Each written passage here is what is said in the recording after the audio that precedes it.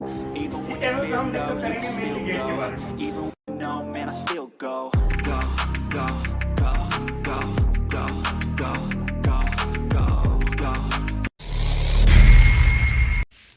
नमस्कार दोस्तों, मकैंजी मलिक साहब चैनल पे एक बार फिर से आप सभी का स्वागत है।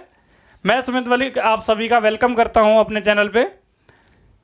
पिछले लेक्चर में हमने पढ़ा था एयर कंडीशनिंग क्या होती है। हमने ये भी देखा था कि एयर कंडीशनर ऐसा क्या करता है जो कूलर नहीं करता, या फिर कंडीशनिंग, जो एयर कंडीशनिंग जो वर्ड है इसमें कंडीशनिंग का क्या मतलब है। आज के लेक्चर में हम क्या करने वाले हैं, आज के लेक्चर में एक बहुत बड़ी टर्म हम डिस्कस करने वाले हैं जो कि है साइक्रोमीट्री। अगर हम बात करें साइक्रोमीट्री, इतना बड़ा वर्ड है, इतना भारी भरकम वर्ड है। सबसे पहले तो समझते हैं वर्ड होता क्या है। साइक्रोमीट्री क्या होता है कि अगर हम बात करें कभी भी अगर हमारे आसपास की एयर की भी अगर बात करें तो क्या ये एयर बिल्कुल पूरी तरह ड्राई है? नहीं, ये एयर ड्राई नहीं है। इस एयर के अंदर क्या थोड़ा बहुत वाटर मौजूद है? बिल्कुल है। तो अगर थोड़ा बहुत वाटर इसके अंदर अवेलेबल है तो इस एयर को हम ड्राई एयर नहीं बोल सकते। तो इस एयर को कैसा बोलते हैं? इस एयर को बोलते हैं मॉइस्ट एयर। क्या बोलते हैं? Moist air. मॉइस्ट एयर का मतलब क्या है? ड्राई एयर प्लस उसके अंदर थोड़ा बहुत वाटर वेपर है। ठीक है, इस एयर को बोलते हैं मॉइस्ट एयर। और इसकी स्टडी को क्या बोलते हैं? वो बोलते हैं साइक्रोमीट्री। क्या बोलते हैं? साइक्रोमीट्री। तो अगर आपसे कोई पूछ ले तो साइक्रोमेट्री क्या होती है? Psychrometry is that branch of science which deals with the study of moist properties of moist air. ठीक है, मॉइस्ट एयर की प्रॉपर्टीज को पढ़ना वो किस ब्रांच के अंडर में आता है? साइक्रोमेट्री के अंडर में। तो इसकी डेफिनेशन लिख लेते हैं पहले।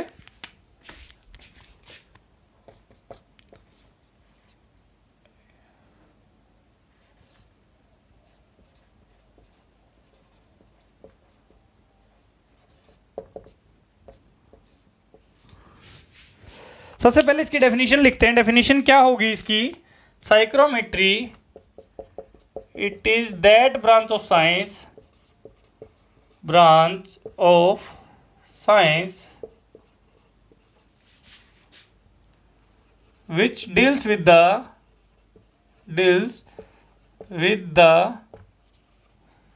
study of properties of moist air,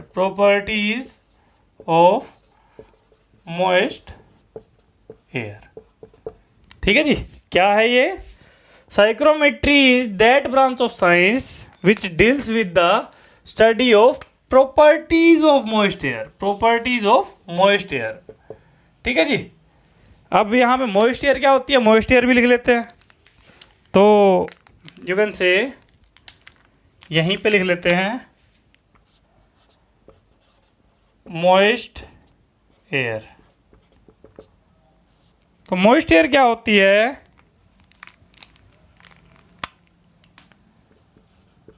mixture of dry air and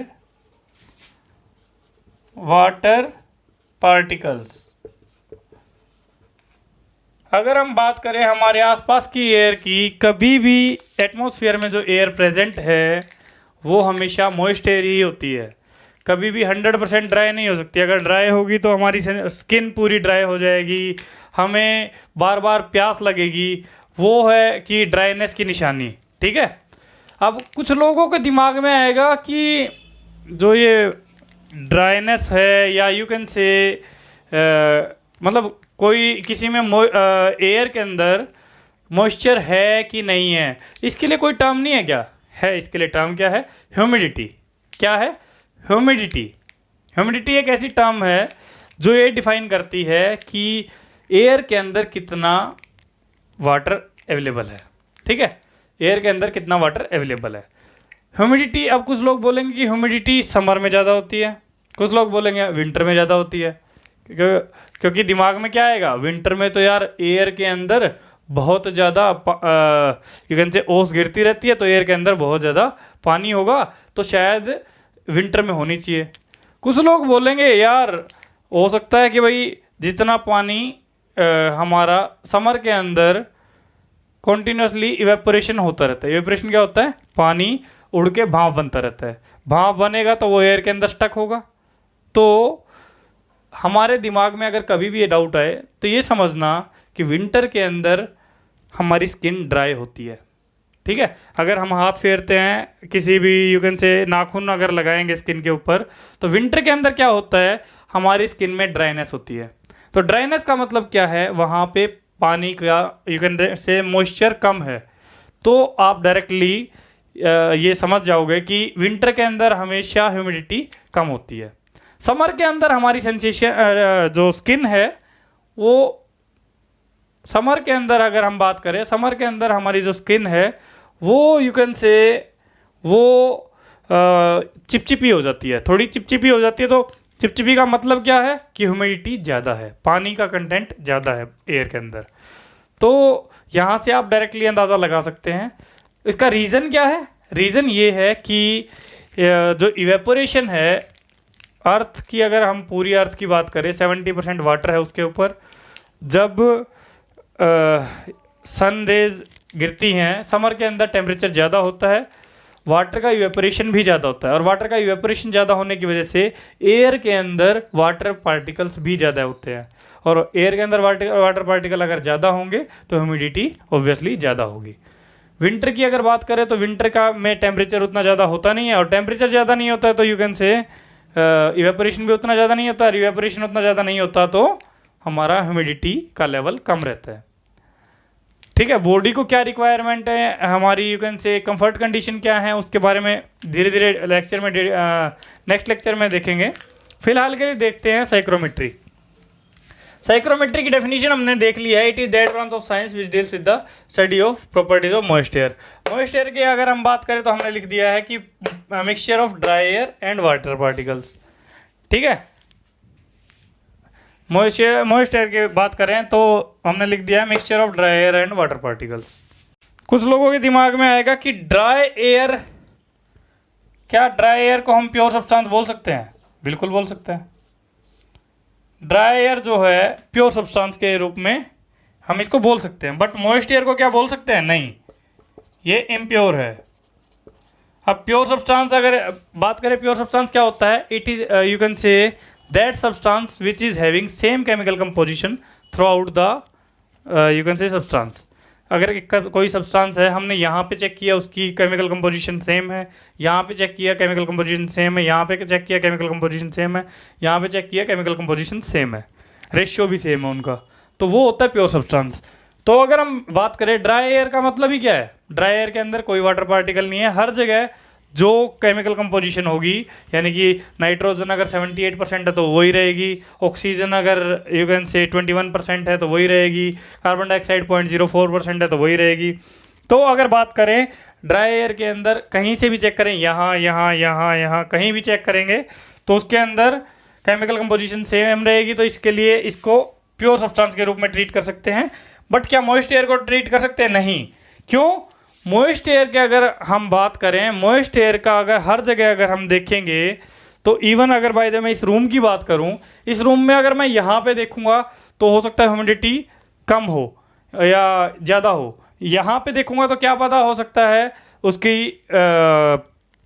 ratio जो है वो वाटर पार्टिकल्स यहाँ पे हो सकता है कम हो।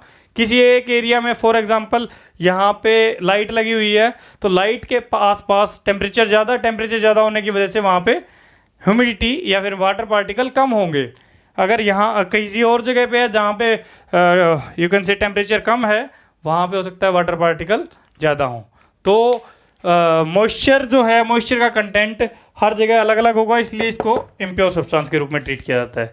एक और चीज़ अगर कोई पूछ ले आपसे कि मॉइस्ट एयर जो है इसकी स्टेट कौन सी मानी जाती है, मॉइस्ट एयर की स्टेट, इसको क्या बोल लेंगे कि भाई हम किस कंडीशन में लेंगे इसको? इसको हम you can say wet region में लेंगे, सुपर कूल्ड रीजन में लेंगे, या सुपर हीटेड रीजन में लेंगे। तो सुपर हीटेड स्टेट में माना जाता है मॉइस्ट एयर को, super heated state. Moist air की अगर कोई भी पूछ ले आपसे तो मॉइस्ट एयर जो है moist air is moist air is considered to be in superheated state. Moist air is considered to be in superheated state. और superheated state है तो मैंने आपको पहले ही बताया है, superheated अगर state है तो इसको हम आइडियल गैस के रूप में ट्रीट कर सकते हैं. आइडियल गैस मैंने बताया था कि never apply PV equal to MRT in wet region, ये बताया था मैंने ये लिखाया था do not apply PV equal to MRT in wet region. लेकिन इसके इस तरफ तो हम अप्लाई कर सकते हैं, जहाँ पे सुपर हीटेड रीजन है वहाँ पे तो हम अप्लाई कर सकते हैं. तो इस केस में हम ये can say PV equal to MRT जो है इस केस में एप्लीकेबल होगा. It is applicable.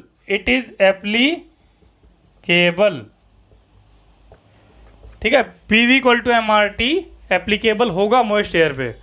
तो आज के लेक्चर में हमने क्या देखा, साइक्रोमेट्री होता क्या है. Psychrometry is that branch of science which deals with the study of properties of moist air. Moist air को पूछ ले आपसे क्या होती है, तो moist air is mixture of dry air and water particles. लेकिन ऐसा भी नहीं है कि उसके अंदर मतलब हमने 1 किलो ड्राई एयर ली है और उसके अंदर आधा किलो पानी है, तो ऐसा भी नहीं होना चाहिए. वाटर पार्टिकल्स बोल रहे हैं मैंने, ठीक है ना. तो वाटर पार्टिकल्स का मतलब क्या है, they are only available in a certain small quantity. ठीक है, उसे बोलते हैं मॉइस्ट एयर. मॉइस्ट एयर की स्टेट मैंने बताया आपको सुपर हीटेड स्टेट है. ड्राई एयर जो है उसको प्योर सब्सटेंस के रूप में ट्रीट कर सकते हैं. मॉइस्ट एयर को प्योर सब्सटेंस के रूप में ट्रीट नहीं कर सकते, उसको हम इम्प्योर सब्सटेंस के रूप में ट्रीट करते हैं. ठीक है जी, आई थिंक दिस इज. और एक और चीज़ हमने देखी कि इसको प्योर सब्सटेंस के रूप में ट्रीट करते हैं, सॉरी सुपर हीटेड स्टेट में ट्रीट करते हैं, तो मतलब हम इसको आइडियल गैस के रूप में ट्रीट कर सकते हैं. तो PV equal to MRT moist air के लिए एप्लीकेबल होगा. तो साइक्रोमेट्री में जहाँ भी हम बात करेंगे तो PV इक्वल टू MRT हमारी एयर के ऊपर लगेगी. PV इक्वल टू MRT यानी आइडियल गैस इक्वेशन जो है हमारी इसके ऊपर एप्लीकेबल रहेगी. ठीक है जी, thank you. This is all from this video. और आई होप आपको वीडियो अच्छी लगी होगी.